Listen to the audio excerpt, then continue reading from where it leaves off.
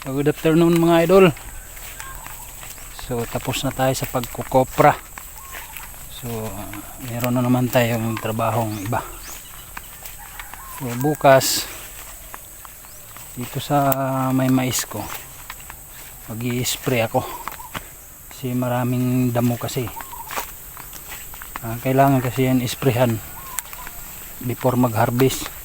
Pero matagal-tagal pa naman ma-harvest. Ito yung mga damo. Ito yung mga damo ng pag-i-sprayhan ko bukas. So kanina sana ako mag-i-spray kaso medyo makulimlim. Kaya hindi kasi pwede mag-i-spray na ng pang-herbicide pagka medyo makulimlim, baka uulan. Hindi tatalab yung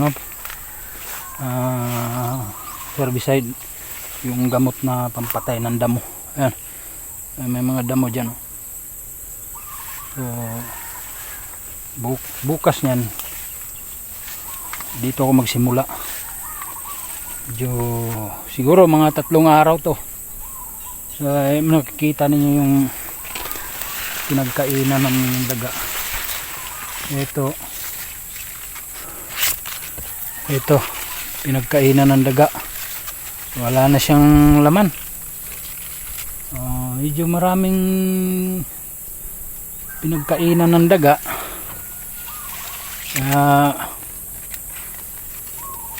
Makikihati talaga yung daga dyan sa mais. Pag nagtanim ka, makikihati talaga yan sila, makikain din. Pag hindi naman yan sila kakain, hindi yan sila kakain. Pero pag gusto nilang kumain, kakain yan sila, hindi mo sila mapipigilan. Daming pinagkainan doon. Pinili pa naman yung mga malalaki. Ayaw nila ng maliliit na mais. Gusto nila malaki. Yung damo na isprayhan ko bukas, may damo siya sa loob.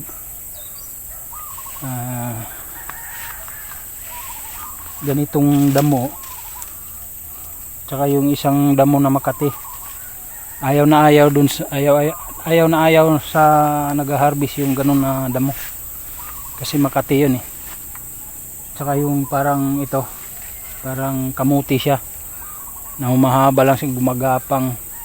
Istorbo kasi ito pagka nag-harvest sila. Mahirap silang dumaan, mahirap din tanggalin yung mga mais kasi pumupulupot yung doon yung niya, yung parang niya, parang kamote. Ayan. Ang daming pinagkainan ng daga. So dito lang naman na parte yung maraming pinagkainan. So doon sa kabila meron din pero hindi masyado.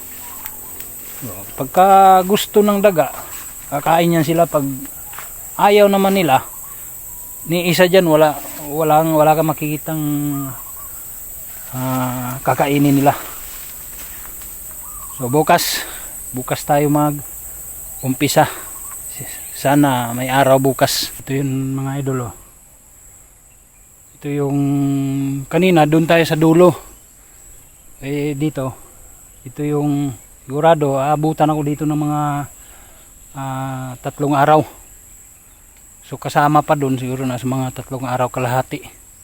So sigurado mainit to sa ilalim ng maisan kasi doon ka mag-i-spray hanggang doon yan sa dulo. Kung makikita niyo yung pinakadulo doon, anong dulo doon.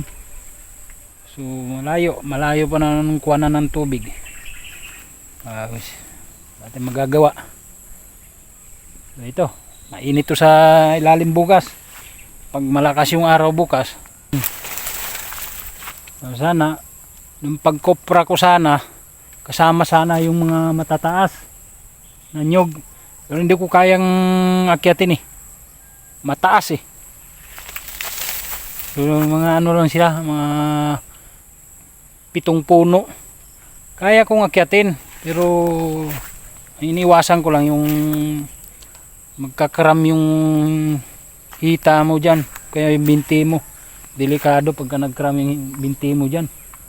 Hindi naman sa taas yung laglag mo, sa baba eh. Ano? Taas. Ano? Sobrang taas. Ayan. Grabe yung taas oh. Kita niyo sa taas. So, kaya namang akyatin. Kaso lang, iniwasan lang natin yung baka magka-cram tayo dyan. Delikado kasi. Dati, easy ko lang inaakyat yan.